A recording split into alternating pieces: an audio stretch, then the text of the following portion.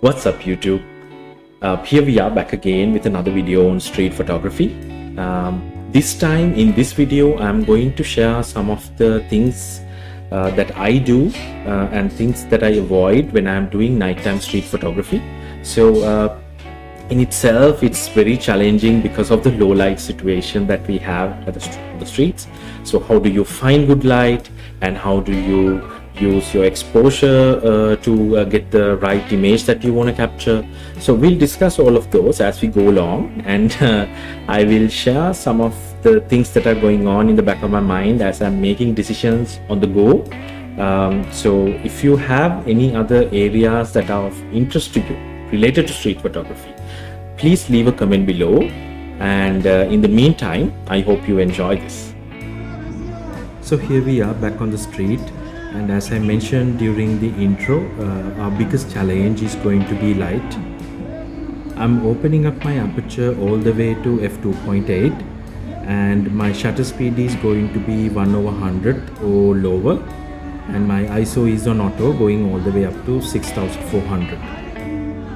Night street photography involves shooting in low light conditions. The keyword here is low light, not no light.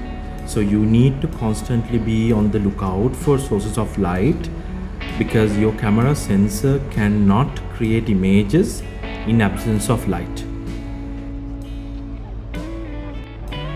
Street lights and illuminated signboards are great sources of directional light when you are doing night street photography. As you move from scene to scene, the light condition will drastically change. So you need to be mindful enough to adjust your exposure accordingly. The camera that I'm using allows me to change my exposure settings like my aperture and my shutter speed with physical buttons without ever going into the menu system. This allows me to quickly adjust my exposure as and when I move through the scenes and the light condition changes.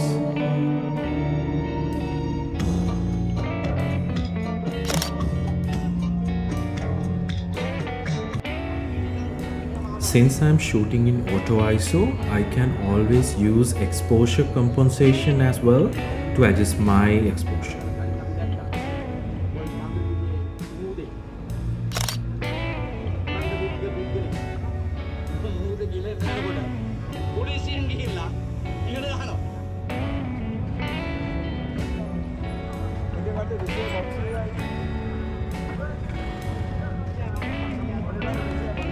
Sometimes when you are shooting a busy scene, you can use foreground elements to direct the viewer's attention to your subject.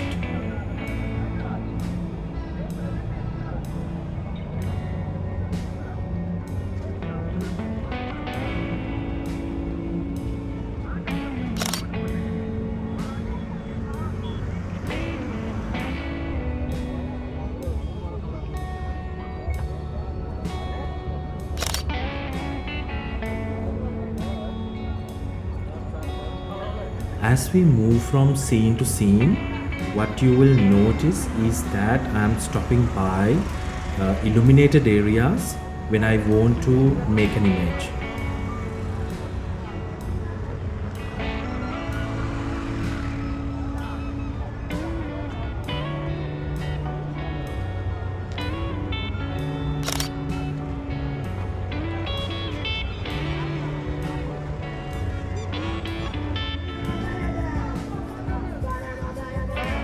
In the last few images, you might have noticed that I was using an exposure compensation of 1/3 of a stop.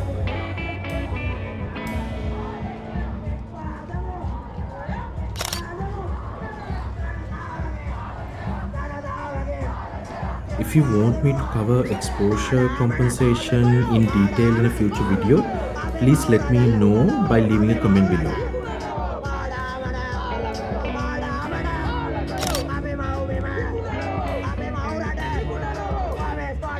One sure way to improve your night street photography experience is to play around with exposure. I personally enjoy shooting with slower shutter speeds, experimenting with it, trying to see what interesting images that I can create with that. Trial and error is part of the experience, so you need to embrace it. You will make mistakes, but that's okay because you will also learn from those mistakes.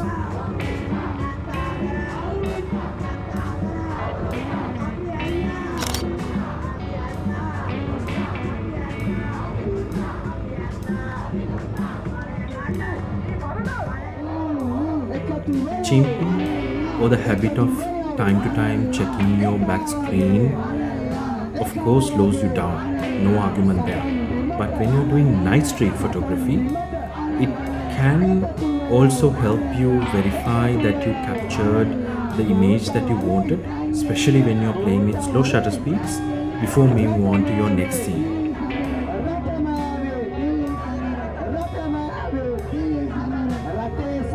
But do it with moderation, only when you really need to,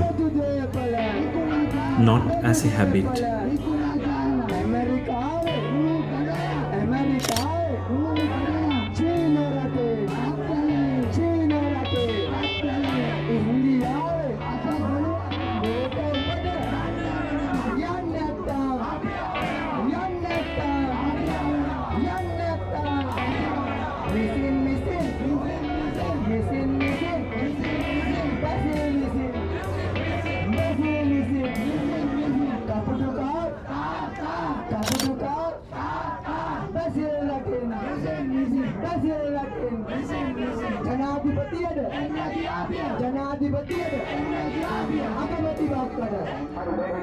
One great thing about Ricoh GR III and IIIx are that they both have in-body image stabilization.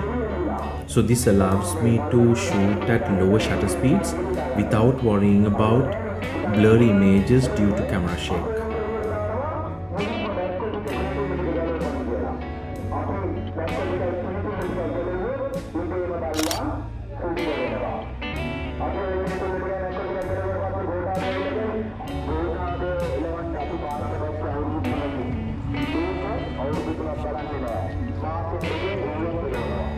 One sure way to master your camera is to push it to its limits.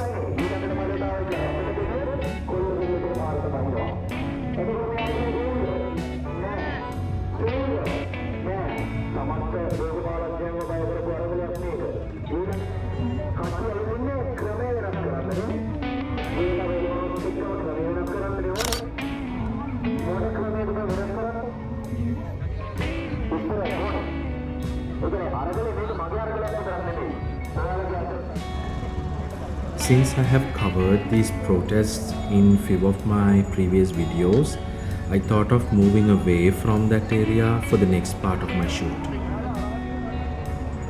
As I position myself for the next shot, a quick reminder, if you enjoyed this video so far, please hit the like button to show your support.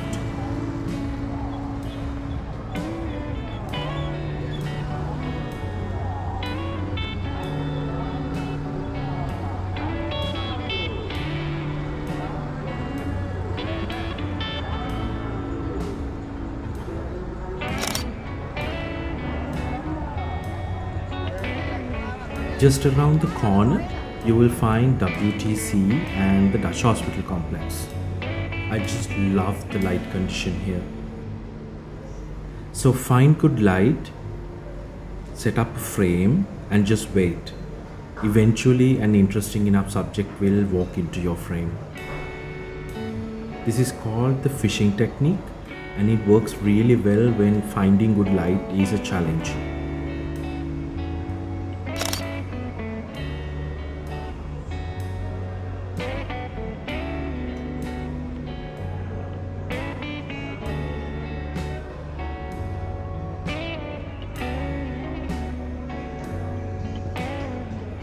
After capturing that image, I thought of coming out from the Dutch Hospital complex onto the street in front of the WTC, thinking of capturing the two towers in an interesting frame.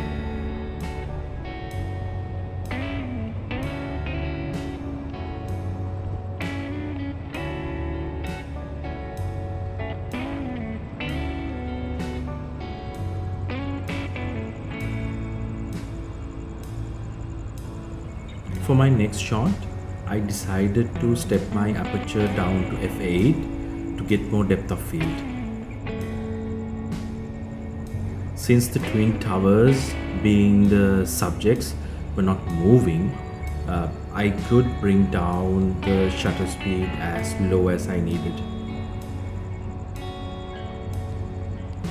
With the in-body image stabilization of this camera, I could easily shoot at 2 seconds exposure without worrying about having a blurry image due to camera shake.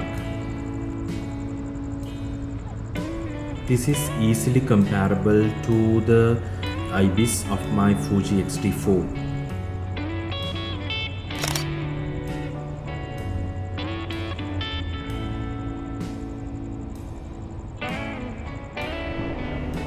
The mix of colored lights is what drew me to this next shot.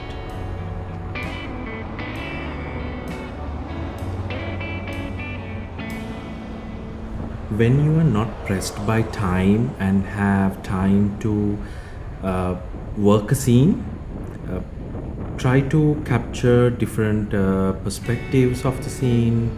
Maybe try portrait or landscape framing.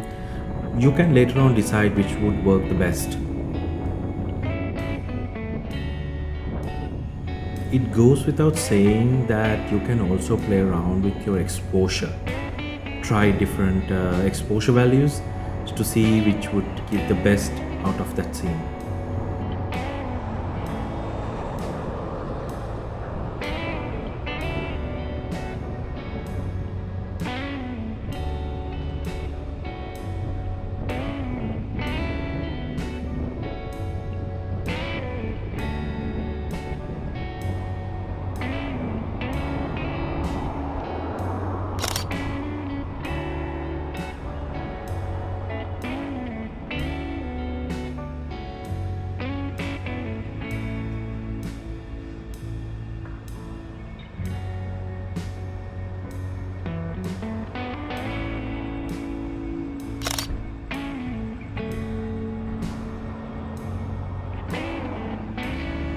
Before the end of this video, I will share a quick tip that will help you significantly improve your street photography.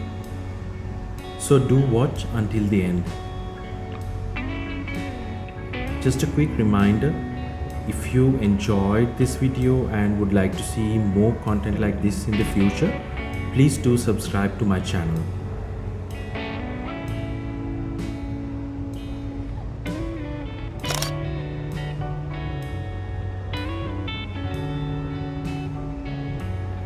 Just like I promised, let me share one more tip that will improve your overall street photography experience.